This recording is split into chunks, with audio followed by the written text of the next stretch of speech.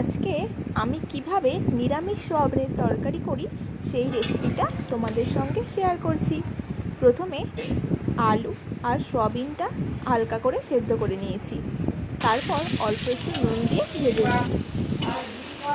নিরামিষ দিনে অবশ্যই একবার করে দেখো, ভালো লাগবে আশা করি। তারপর গোটা জিরে, তেজপাতা, গোটা গরম মশলা, শুকনো লঙ্কা ফোড়নে দিয়েছি।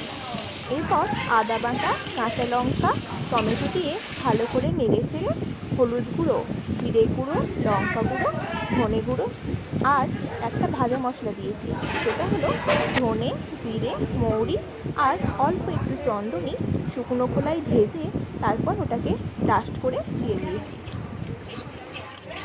তারপর অল্প একটু চিনি দিয়েছি।